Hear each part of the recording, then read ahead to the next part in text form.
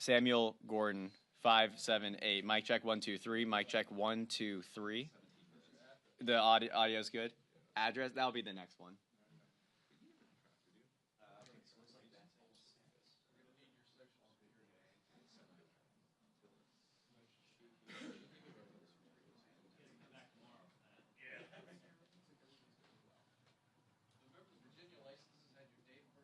It's a Florida license. The State Department ID had both of those too. We would take it up and they would go, why are you taking it? Because, I don't know, someone, everybody's just right now.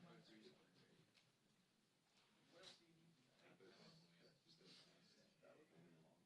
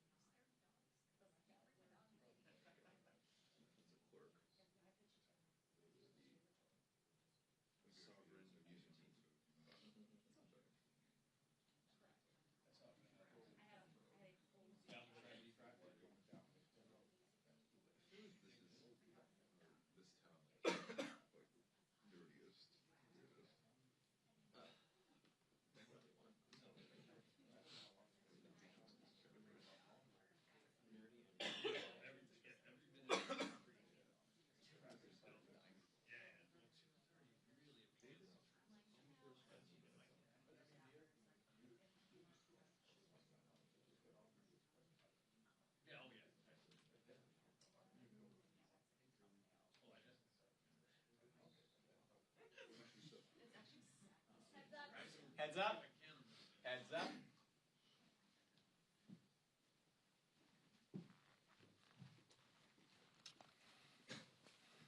Good morning. Pleased to be joined, still morning. Pleased to be joined with Vice Chair of the House Democratic Caucus, Ted Lieu. This week, Republicans have laid out exactly who they are fighting for. After weeks of promises that they wouldn't cut Medicaid, their budget contains drastic cuts that will throw millions off of health insurance. After campaigning on helping working class Americans get ahead, their budget, once again, rewards billionaires and wealthy corporations and makes it harder for families to make ends meet. They are watching prices go up because of Trump's reckless tariffs, and their response is to take food off of the table for women, veterans, and children. The Republican budget doesn't address the cost of living crisis, it makes it worse. The cost of groceries, clothing, and everyday necessities are still too high, and Republicans want to add to that and make health care more expensive on top of it. This isn't about helping people find good paying jobs or a shot at a better life. This is simply about helping people like Elon Musk pay less in taxes. House Democrats believe that we can shore up these basic needs, programs, and help everyday Americans reach their full potential. It's long past time that the wealthiest of Americans pay their fair share, and we make it easier for working families to afford basic needs like health care and housing. These devastating cuts will make Americans, particularly children, sicker, hungrier, and poorer. They're shortchanging the future just so their friends can continue to get richer. The American people cannot afford the Republican budget, and House Democrats are using every tool at our disposal to stop it. I want to thank our Energy and Commerce members who continue to meet, Ways and Means members who continue to highlight the unfairness of this plan that Republicans are putting forward, and the Agriculture Committee who will continue to fight for nutrition programs throughout the day. Vice Chair Ted Lieu. Thank you, Chairman Aguilar. Omaha, Nebraska is the sixth largest city in America led by a Republican. And last night, in a stunning upset, Democrats flipped that seat from red to blue. I want to congratulate Mayor-elect John Ewing Jr., who's going to be the new mayor of Omaha, Nebraska. We also know that voters are very angry at Republicans who continue to enable Donald Trump's harmful policies. And the Republican mayor in this case aligned herself completely with Donald Trump, and the voters spoke out in Omaha, and now we have a Democratic mayor-elect. I also want to talk about now the Qatari luxury palace in the sky gift to Donald Trump. There is no such thing as a free palace in the sky. What do foreign countries want when they gift massive amounts of money and other gifts to the president? Donald Trump should reject this gift of the luxury palace in the sky, Boeing 747, completely and righteously, because we are the United States of America. We don't need gifts from foreign countries. We can build our own very impressive Air Force One. We don't need to fly a Qatari plane around as our Air Force One. That's also un-American. I also want to note, new reporting came out showing that to retrofit this Qatari 747 would take perhaps up to $1 billion, because you can't just fly a palace in the sky from a foreign country. You have to actually make it safe and secure. You have to make this plane ready to launch nuclear weapons. You can't have people eavesdropping on it. And so it's going to cost way more money to do it this way. And again, people need to ask, why is a foreign country trying to give this massive gift to Donald Trump? And think of the precedent it would set. Would it be okay if Brunei gifted a luxury 757 to J.D. Vance for Air Force Two? Would it be okay if Germany gave a Porsche SUV to Senator Thune as his official car? Would it be okay if Italy gave a bunch of expensive Armani suits to Speaker Johnson for his official duties? No, it wouldn't be okay. Also, because the Constitution says you can't do this. It requires congressional approval for the president to accept a gift of this size. And we urge the Republicans in Congress to stand up, speak out, and call for a vote if Donald Trump were to accept this essential bribe from a foreign government. And then let me now conclude on Medicaid. We now know that the Republicans lied when they said that they weren't going to cut Medicaid. They're cutting Medicaid by a massive amount of money, one of the largest cuts in U.S. history. Over 13.7 million people will be kicked off Medicaid. I also note that two-thirds of nursing home patients rely on Medicaid. This is also going to close down rural hospitals. It's going to make it so that healthcare for all of us becomes more expensive, because if you don't have healthcare under Medicaid, you're still going to get treated. You just walk in the emergency room, and it costs even more money for all of us. So we urge the Republicans to reject this massive Medicaid cut. And I just want to say, we told you so. We told you that Republicans were going to cut Medicaid, and now we know that they are doing it. So they lied. We told the truth again. Questions? Nick? I understand leadership is going to vote to table Congressman Danadar's impeachment resolution today. Does leadership also plan to do so with Congressman Al Green's impeachment resolution? Well, resolutions, in order to be to force a vote, resolutions of privilege have to be ready, and the individual, the maker of the motion, has to go to the floor and ask for that. We will deal with what is being offered this week. I have said before from this podium that this is not the right approach we should be taking. We'll join members of the leadership team in voting to table that motion. Right now, our focus is on healthcare being stripped away from the American people. That is the most urgent and dire thing that we could be talking about this week. Everything else is a distraction. Andrew? Oh yeah, that was gonna be my question. That's it. That's all you got? Michael, then. Actually, I have a question for Mr. Liu this week. Ooh, these are my favorite questions. The House Energy and Commerce Republicans put a provision in their bill, it's a 10-year moratorium on artificial intelligence. Most artificial intelligence models at the state and local level over the next 10 years, they passed the communications title, so it looks like it's going to be in the final bill. Given your role on the Artificial Intelligence Task Force last Congress and the interest that you have in this industry, what's your reaction to that particular provision? Do you think that it's helpful to prevent states and localities from regulating this industry? And what does it say that Congress hasn't really taken any meaningful steps to regulate artificial intelligence over these last few years? So thank you for your question. First of all, this has nothing to do with the budget, so I don't see how this survives the Senate, where I think the parliamentarian will rule it out of order. Just on the policy itself, I don't mind if we have federal preemption. We do have federal preemption in a number of areas in the law, but we can't preempt with nothing, right? There's no federal law or idea that we're preempting the states on, and so it doesn't make much sense to me to basically preempt with nothing. I think if we're going to preempt, we should say we want to do X, Y, or Z at the federal level, and that's why you states cannot regulate in this area. I also know that 10 years is an awfully long time. If what Congress wants to say is, look, give us a year to figure this out, that might make more sense, but there's no reason to have a 10-year preemption with nothing in its place. Oh, yeah. I just wanted to follow up on the Congressman Tanadar impeachment articles. This morning he admitted that some members of his party strongly disagree with him, and he kind of said, I'm moving forward anyway because I think that it's always the right time to do the right thing, regardless of what members of my party think. So what would you say to the fact that he's pretty much admitting, I know my party doesn't want me to do this and I'm doing it anyway? I'll keep the conversations I have with members, between members. Many of us have made our positions known. Like I said, this is such an impactful moment when our colleagues are locking themselves in a room for 24 hours to protect and defend health care for their constituents. We should be talking about uplifting that hard work. We shouldn't be talking about this proposal that is not ripe, and not timely.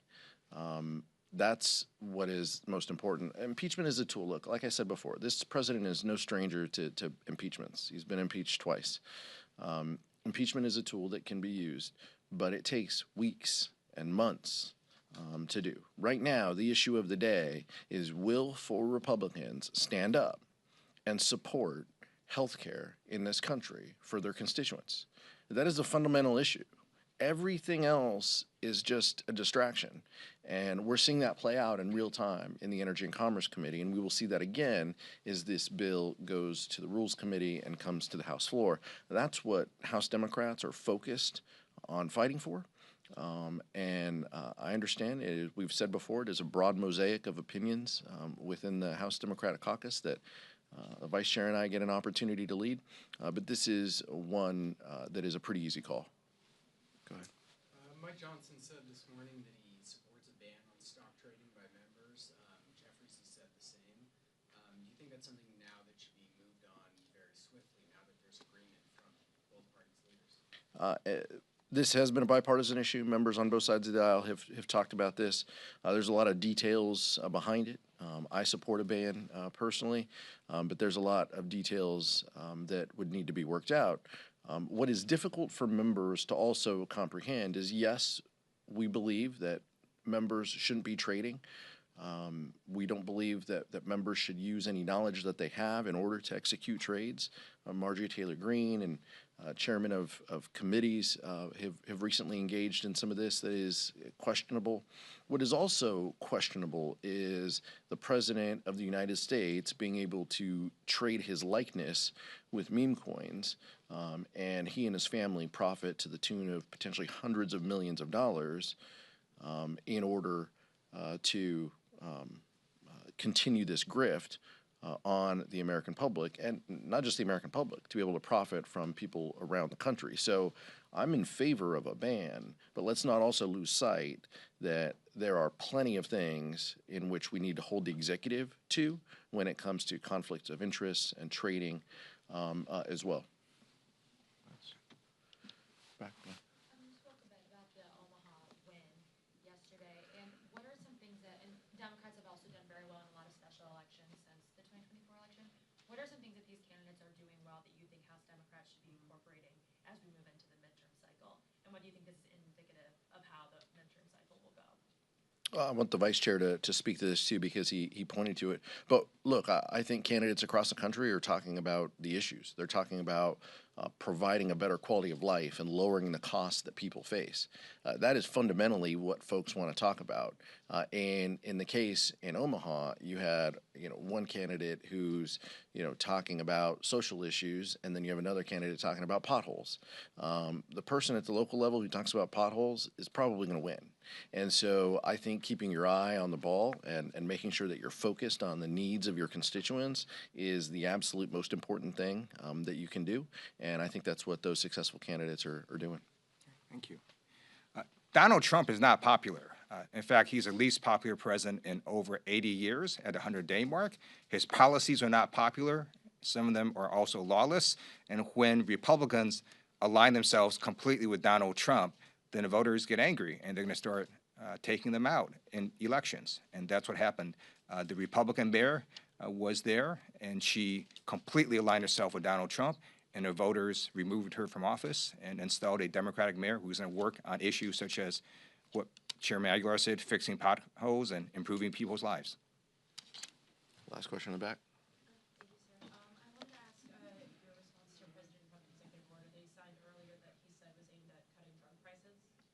Hey, if Republicans were serious about this issue, they would join with Democrats. They would have joined with Democrats when we lowered the cost of prescription drugs across this country.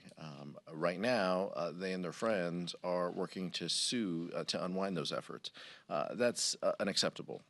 There are bills that Democrats are carrying that would lower the cost of prescription drugs, actually, put more money in people's pockets. All of this is just a disingenuous effort on the part of House Republicans and Donald Trump to pretend like they are looking out for people. If they were serious about it, the policy would be placed within their reconciliation plan. It's not. This is just a performance effort by the president. Thank you very much.